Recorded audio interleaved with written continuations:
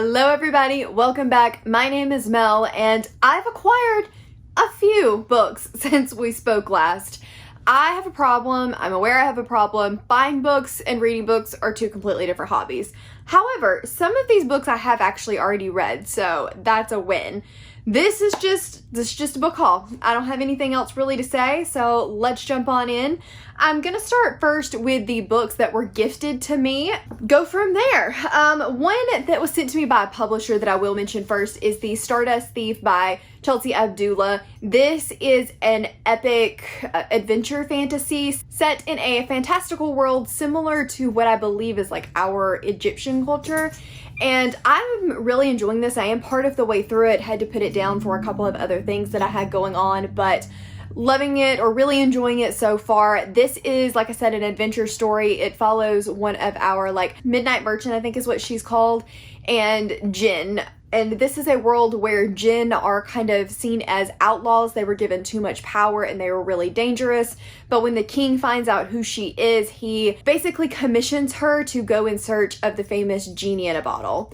I'm liking this one a lot so far. I will let you know more once I'm finished with it, but thank you so much, Orbit, for sending me a copy of this book. Okay, and then the first of the gifted copies is Spine of the Dragon by Kevin Anderson. This was gifted to me by Rachel, so thank you so very much, Rachel, for gifting this to me.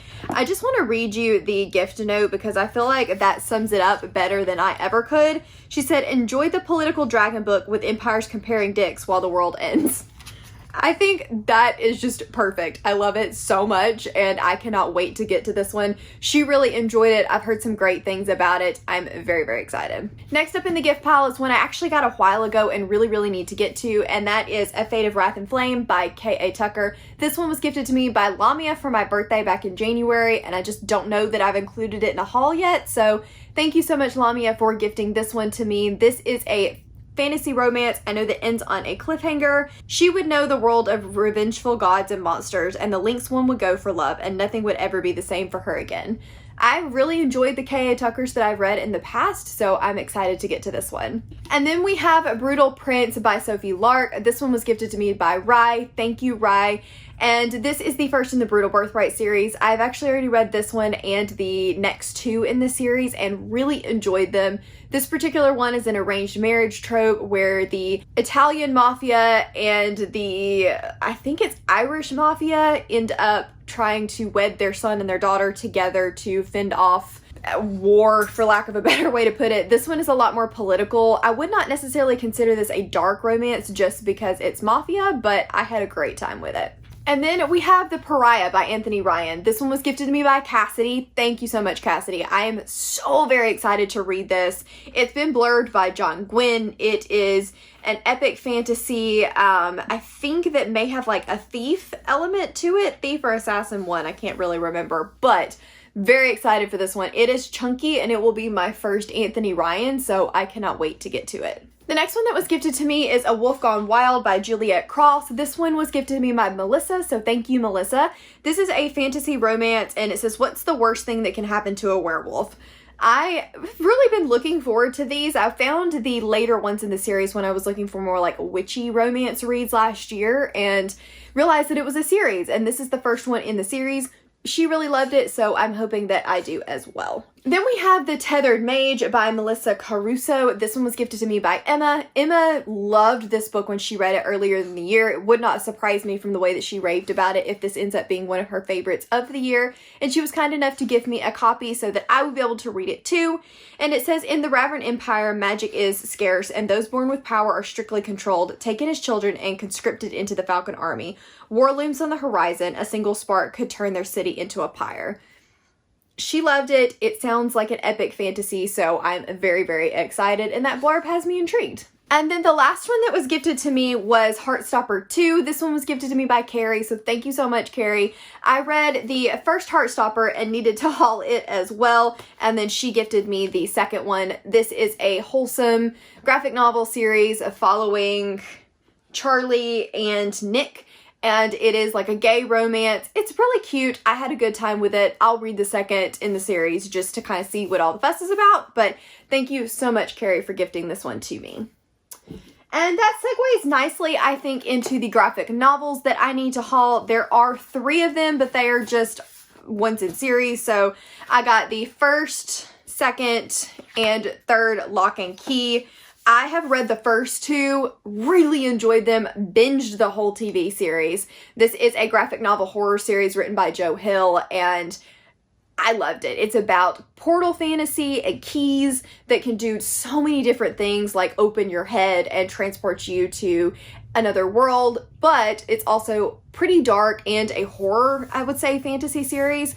I'm super excited to move on to volume 3 now that I have watched the show and can really hopefully dig a little deeper into these graphic novels, and I cannot wait to continue. Okay, I guess let's move on to the next smallest stack, and that's going to be my Book of the Month books. The first one that I wanted to mention is the Book of Cold Cases by Simone St. James. This is a mystery thriller that leans a little more mystery about a woman that is on the hunt to figure out what happened in 2 cold case murders, and in order to do so, she is going to be interviewing the woman that was acquitted of both of these murders.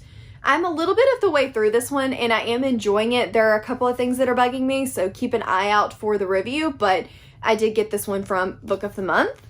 The next one that I got from Book of the Month in the same month is The Cartographers by Penn Shepherd. I think this is the same author that wrote the Book of M, which I have been really interested in reading. It's about map makers. It says it's about a thriller about a young woman who discovers a strange map in her deceased father's belongings holds an incredible deadly secret, one that will lead her on an extraordinary adventure into the truth about her family's dark history.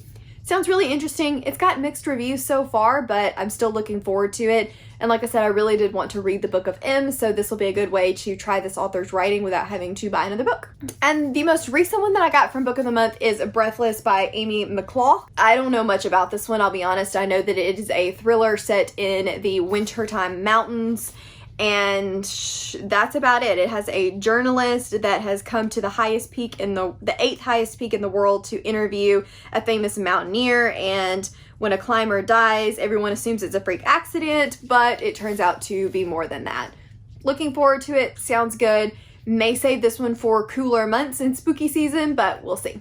Okay, I guess let's move on to the other thriller horrors that I bought recently. The first one's going to be Insomnia by Sarah Pember. I have read this one already and did enjoy it for the most part. This is about a woman that is terrified of turning 40 because when her mom turned 40, she slowly lost her mind and stopped sleeping. And now our main character is starting to not sleep as well. And it's kind of the devolution of her as she gets closer and closer and closer to her 40th birthday. Another one that I bought on Olivia from Olivia Reads a Latte's recommendation is Last Days by Adam Neville. This is about a cult, and I think it's got a little bit of spooky paranormal vibes to it.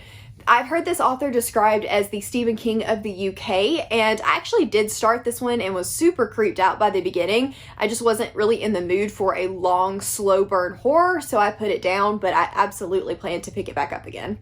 And then we have The Resting Place by Camilla Stein. Camilla Stein wrote one of my favorite horrors of last year, and that was The Lost Village.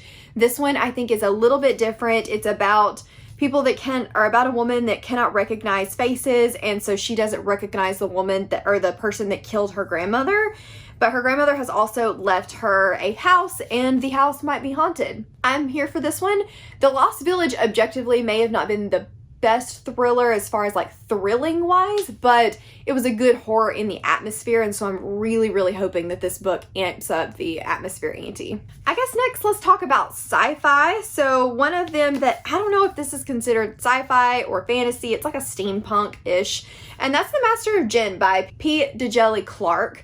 This is another historical set in Cairo of 1912, and I read the prequel novella to this, or prequel short story, I guess, several months ago and really enjoyed it, and I don't typically enjoy short stories, so I just knew that I needed to pick this one up. It's on my fantasy bingo TBR, and it's really not that long, so I really want to get to this one very, very soon. Then we have Velocity Weapon by Megan O'Keefe. This one I'm planning to read really soon. It is a space opera sci-fi, and I believe it's about a woman that ejects herself from her evac pod and then suddenly wakes up on an abandoned ship with only an AI to guide her. She's found out that the battle that she was fighting has been over for hundreds of years and there's no one around. I read, again, the first chapter or so of this and just like a try chapter and thoroughly enjoyed it, so I cannot wait to jump back into this one. And the last sci-fi that I have is Revelation Space by Alistair Reynolds. This, again, is an epic sci-fi space opera. It's, I believe, about a civilization that was annihilated for some reason or another, and a scientist that wants to solve the mystery about why the civilization disappeared. And then you find out that this was actually destroyed for a reason, and if the reason uncovered, the universe and reality could be irrevocably altered. This one gets great reviews. I am a little bit afraid that it's going to be classic, super dense sci-fi, but I do want to give it a try. I've been really wanting to get more into that classical sci-fi, and hopefully this will be the one that does it. Okay, really quickly we'll go through the two fantasy special editions that I have gotten recently. I'm not going to show Book of Night in this one because A, I'm still waiting on the Illumicrate edition to come in, and B, I don't want to spoil it for anybody that hasn't gotten theirs yet because I do know that they're still shipping at the time when I'm filming this video. So the first one I'll show you is the City of Dusk by Tara Sim. This is the adult Illumicrate version and it is absolutely gorgeous. The end papers are beautiful and it has the nice inverted cover, the embossed hardcover, so I really do like this edition. This is a political fantasy that I really don't know a ton about, but I know that there are 4 realms: life, death, light, and dark, and they all converge on the City of Dusk, ruled by the 4 noble houses of Nexus. I think it may have gods. Like I said, I do know that it is a political fantasy, so I'm very, very excited for this one. And then the other one I got was the Wild and Wicked Things by Francesca May. This is the Goldsboro edition for April, I believe. And I'm not 100% sure if I'm keeping this one.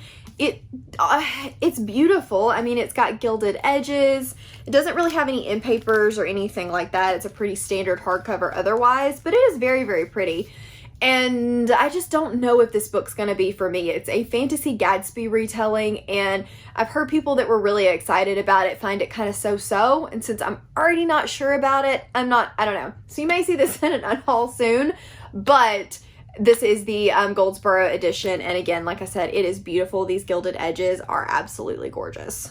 Okay, so now I think we can just move on to all of the fantasy that I have managed to acquire. I'm sure I've forgotten something in here, but we're going to go through them pretty quickly and talk about my fantasy book buying problem. The first one on the stack is one that I got very, very recently, and that is The Ninth Reign by Jen William. This is going to be the Backlist Book Club's pick for the month of June, and I'm very excited to read this one. I've had it on my radar for forever and just have not gotten around to it, and when Cassidy picked it, I was like, yes, this is finally my excuse to read it. I don't know a ton about what this is about, but I think there's like vampires, but it's also fantasy. It just says that there was a city that once glittered with gold, but now is stalked by wolves. The main character has no taste for waiting to die while the realm of his ancestors falls to pieces, and that's talk about a guilt trip. When an eccentric explorer offers him employment, he sees a way out. Even when they are joined by a fugitive witch with the tendency to set things on fire, the prospect of facing down monsters and retrieving artifacts is preferable to the abomination left behind. But not everyone is willing to let the empire collapse, and the adventurers are soon drawn into a tangled conspiracy of magic and war. Sounds very good. I'm actually a little mad that she decided to skip a month because I just want to read this right now. Next up is The Splinter King by Mike Brooks. This is the sequel to The Black Coast, which I read earlier in the year on Cassidy's recommendation, and I have actually already read this one. I liked it. Black Coast is about a seaside town that has just been kind of living, minding their own business. Every once in a while, the raiders come and they have to fight them off. And the raiders are coming once again, but this time they're asking for peace. And then there's also some other timelines going on about a king of the realm, and he's just kind of like the placeholder until the real king is reincarnated. And then there's another part of the world that has the Splinter family and the Splinter King, which is kind of considered like like the abomination and not the true religion. This one focuses a lot more on the parts of the world that I wasn't quite as interested in, so it was not a favorite of mine, but I did get it, I did read it, I'm glad I read it, and I'm excited for the third book in the series. Then moving on to Fool's Assassin by Robin Hobb. This is where we're up to in the catch-up book club. They've actually already read this and have the live show for it, but I'm terrible and I have not read it yet. This is the third series that follows Fitz, and I cannot describe what this is about to you without spoiling multiple different series in this realm of the Elderlings universe. But basically how this whole thing starts is with Fitz, who is the bastard son of the prince, and when the prince decides to kill himself out of guilt of having a bastard son, Fitz is taken to the kingdom and trained to be an assassin. That is a very, very simplistic way of describing the intricate world that Hobb has created, but if you have not read this series yet and you like a intricate, slow burn, character-driven story, highly, highly recommend this one. Next up, I think I actually need to haul books 1 and 2, but I only have book 2 sitting here, and that's the Zodiac Academy by Carolyn Pekkanen and Susan Valenti. Read the first one, gave it 2 stars, was told that you just really got to push forward, so I'm going to read the second and third one and see what I think. I don't own the third one yet. And this is a series about 2 twin sisters that find out that they are princesses to the realm of the Fae, and they have to go to the Zodiac Academy and learn about their elemental powers, but there are four guys that are the princes currently because they thought the royal family had died, and it's supposed to be a bully romance. Honestly, I don't know where the romance came from. It just seemed like straight up bullying to me, but I'm hoping I find the romance somewhere and understand what the hype is about on this one. Then we have Blackhawks by David Ragg. This is the first in a duology, and I've actually already read this one as well. It follows a guy that gets himself into a little bit of trouble and ends up with a prince, and then the king says, well, you have to escort this prince across the lands, and then they get taken by a group called the Blackhawks. This is a very slow burn fantasy with a lot of banter, so if you like a lot of humor in your fantasy, especially a dry humor, I think you would really enjoy this book. It was not the perfect book for me, but I can see why people love it so much. I probably will read the second in the series, I just won't be in any huge hurry to get to it. And then we have this bad boy, which is also a Covers with Cassidy recommendation, and that is Legacy of Ash by Matthew Ward. I don't know a whole lot about this book, I'll just be completely honest. She said it was good, so I bought it. And it says, an epic tale of intrigue and revolution, soldiers and assassins, ancient magic, and the eternal clash of empires. Legacy of Ash is the first in a debut fantasy trilogy. I'm excited. A shadow has fallen over the Treston Republic, but as Tressia falls, heroes rise. She said that this one does have a pretty big slump in the middle, but the beginning is great and the ending is great, so I'm still really excited to read it. It's a big girl, big boy, but we're going to get to it soon. Almost there! The next one are 2 that kind of go together, and that is The Fall and Of Darkness and Light by Ryan Cahill. This is the prequel novella and second book in the Bound and the Broken series. Book 1 was pretty good. It follows a not chosen one trope about a guy or a teenager that ends up getting roped into becoming one of the next, like, bonded to dragons, and he and his friends get into a lot of trouble. I think it's going to expand a lot more from that initial concept in these later books, especially after reading the novella, and I cannot wait to read this next month. It is massive, but the novella read super quickly, so I think that I'm really going to enjoy this when I get to it. And then last but not least is The Bladed Faith by David Deglish. This is a revenge story about a prince that watches his family be murdered right in front of him, and then he's taken as hostage and put in a prison. But when he is offered a chance to break out of that prison and become the vagrant, he takes every opportunity that he can and seeks to get revenge on the people that put him there. This I've heard so-so things about from some people. They've absolutely loved it, and others haven't loved it quite as much.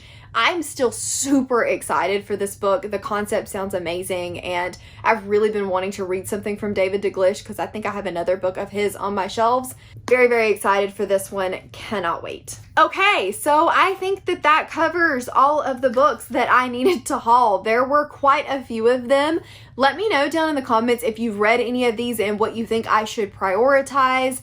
And I cannot wait to get to most of these. Honestly, some of them I wish I could just kind of drop everything and read right now, but alas, that is not realistic. Thank you guys so much for watching. If you enjoyed this video, please give it a thumbs up if you liked it and subscribe if you wanna, and I will see you guys in the next one. Bye!